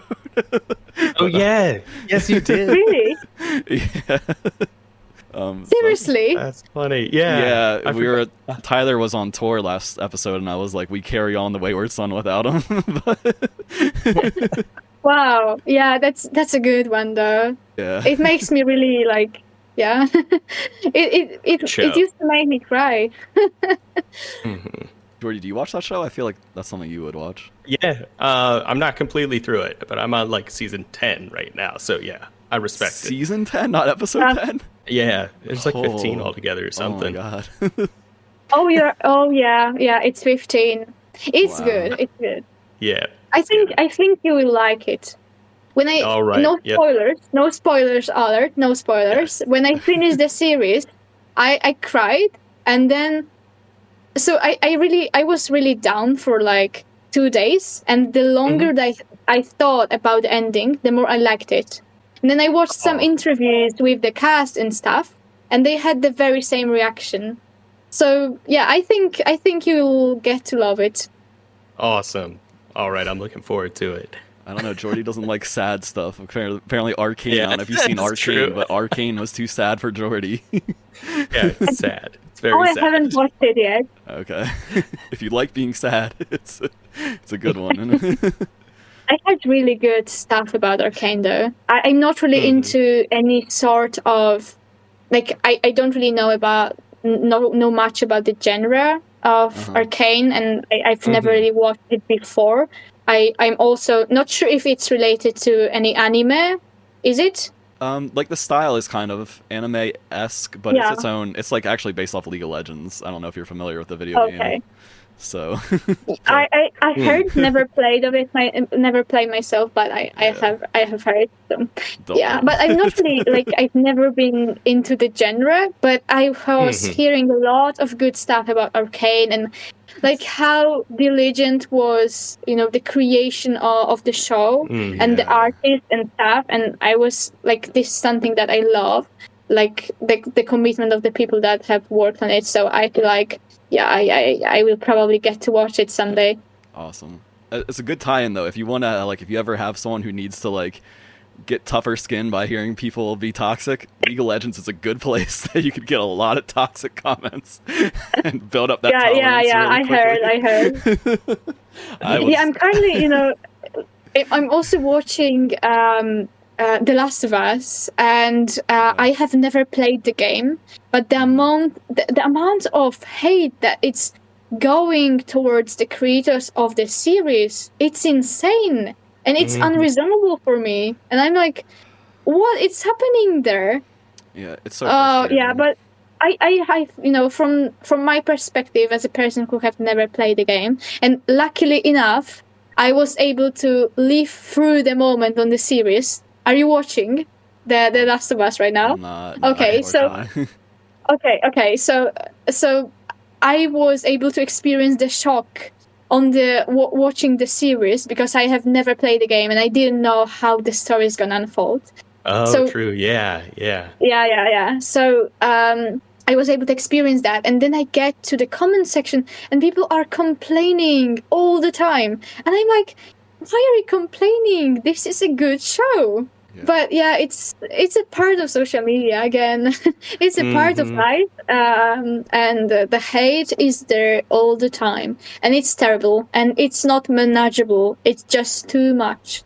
But yeah, it is what it is. I was gonna bring up before when you're talking about like death threats and stuff. I have a friend. And do you know about the drama with like the live action Beauty and the Beast? How people are like hating on the actress because they don't think she's beautiful enough or something. I'm not familiar with this one in particular, really. Okay. So sorry, but yeah, you can elaborate, sure. Yeah, so I just have a friend who has the same name as the actress, but it's like her last name is one letter different. I think it's like an EI and like the letters are swapped, and people are sending her death threats. Like she's been posting stories where she just like scrolls through her Instagram comments, and it's just like scrolling, hate, kill yourself here. It's like, and it's not even the right person. It's like, are you kidding me? They don't even check. Like, she doesn't look like the actress, and also like, if they would like take 1 second to just like check if even she was like the right person, it's just crazy. It's just like people are just absolutely insane. That's so sad though. It is, yeah. My goodness. Like, and she has like, it's her name. Like, what is? It's not like she made it to portray her. Like she looks so much different. It's crazy. Wow, that's really sad. Oh my god. Yeah, I wouldn't imagine. But yeah, so given that I'm watching The Last of Us, I have never played the game, but I did hear that the voice actress for the character from the game, the voice actress from that show, like from the game, was getting death threats when it was coming out, her and her family, and she was a voice actress for a game character. And now that the show is coming out and there is Bella Ramsey playing Ellie, which is basically the main character now, she is getting wow, I have never seen the internet being so awful to an actor because they do not look just like the computer-generated image character. And it's insane. It's absolutely insane. And, you know, it's terrible in a way that people try to recompensate their opinions with, like, they try to cover that because they say that they think she doesn't fit because her acting is bad, but it's not really the acting, it's just the appearance. So, you know, they just, so it's really sad because they are literally hating on an actress that is playing a teenage character, and they are basically complaining that the teenage character is not hot enough. Yeah, it's so weird. And oh, jeez. Yeah. That was like when we used to have a little nugget. A girl in the band I was in, and I was always like so defensive because it's like there are people who was like, it's so cool that like females are in music that's like, especially like I play in like hardcore, and it's like not a lot of females are in hardcore, so it's like there's some people who genuinely like are like, oh, that's cool, like that there's different people experiencing different things, and then there's some people who are just like into it for the wrong reasons. I'm just like, you're nowhere near my friends. Like you need to leave. Like, so it's super unfortunate. Yeah, it's really like disgusting, and it's, you know, there is nothing we can really do about it in a way that, of course, we can like pick these accounts and just block them, but it's an internet. There is just too many. So you just kind of learn to live with you know, not caring about what people think of that, and you just live your life, post your content, and hope for the best, and knowing that you are also reaching the audience that is really interested in that, because I think that's the most important part.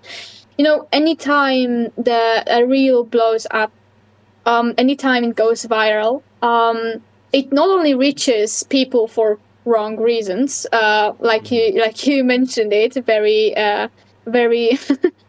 lightly, but it also reaches a ton of people who are actually very interested in that.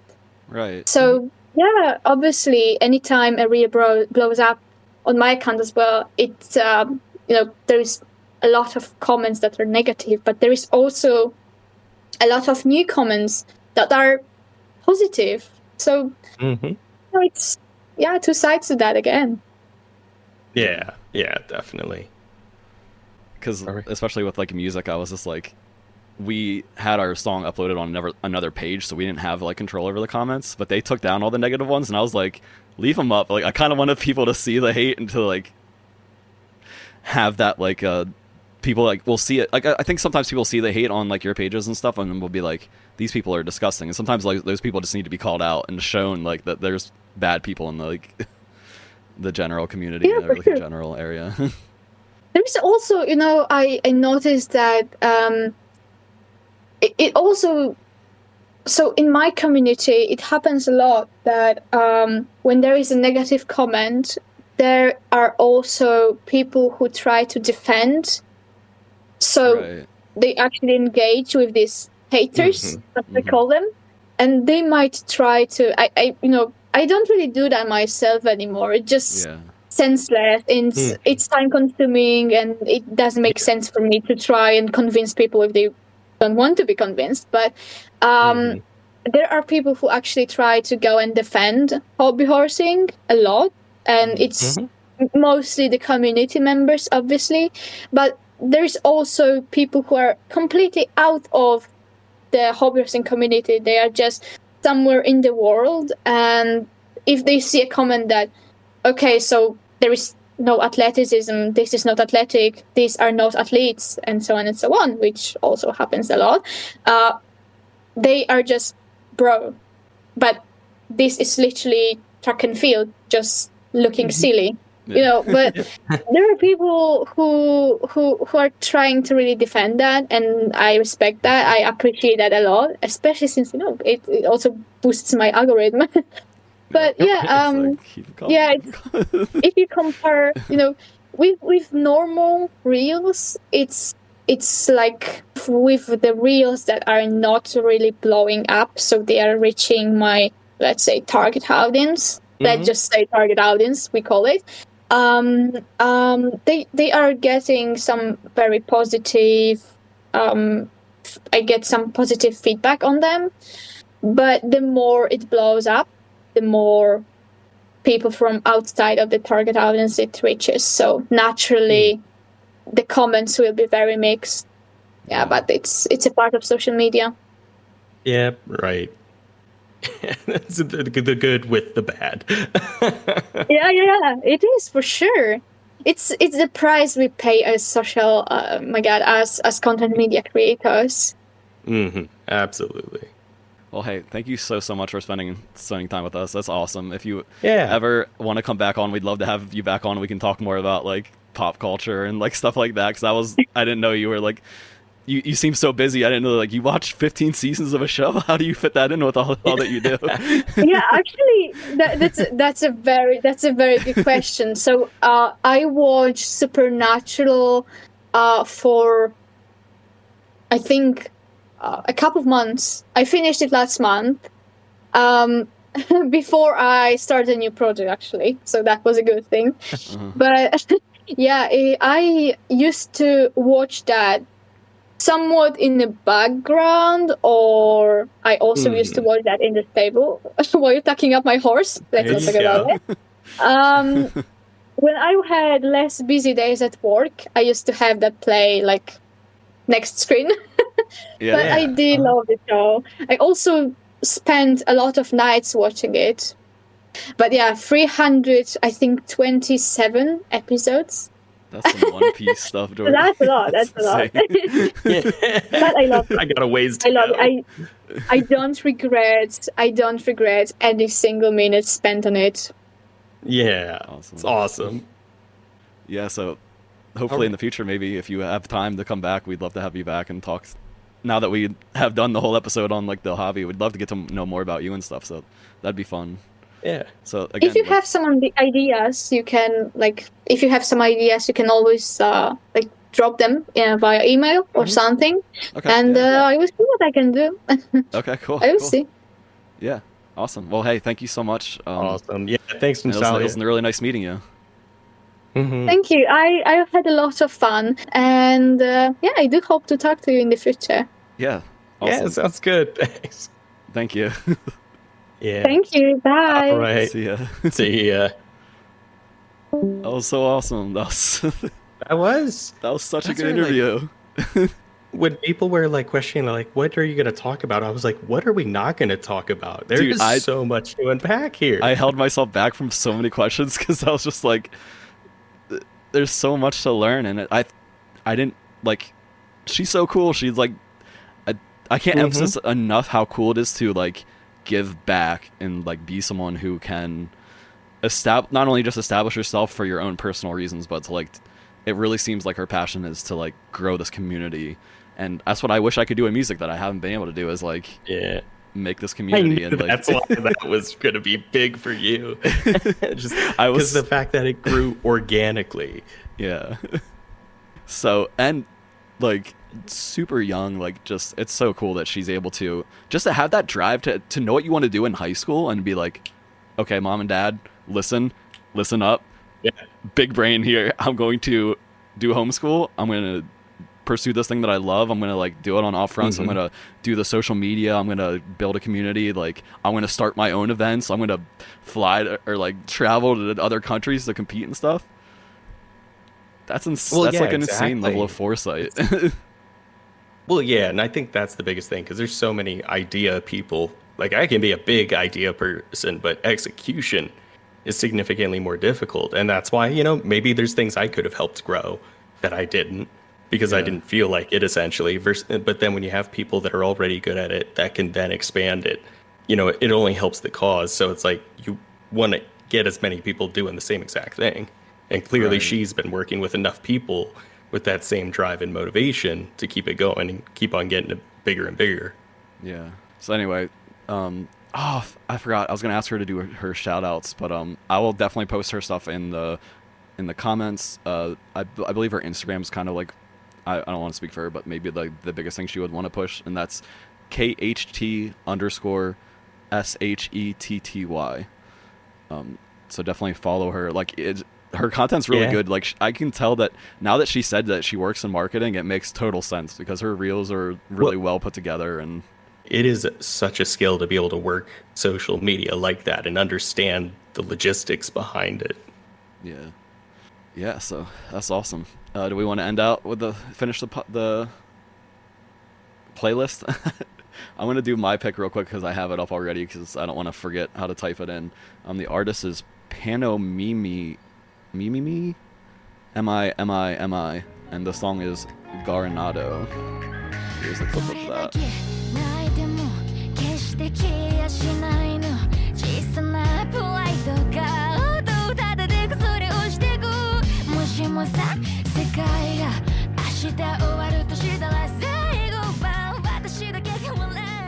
Jordy, what you got? We keeping it VTuber-esque? No. I'm hitting you with something different. This is going to be How Soon Is Now by the Smiths. Not sad. Okay. I don't know a lot of their songs by name, but it's weird the amount of things that we actually have in common when we're not trying to slit each other's throat, metaphorically. But anyway, guys, we said last episode it was going to be a special one. It was definitely one of my favorite interviews. This was wild. Yeah, go check her out, and then check out Hobby Horsing. Maybe we'll have someone get into it through this episode. Let us know. Anyway, guys, it's been Pass the Ox. We'll see you next time. We'll see what other crazy things we can get into. And hopefully Tyler is still alive out there. Yep. See you guys.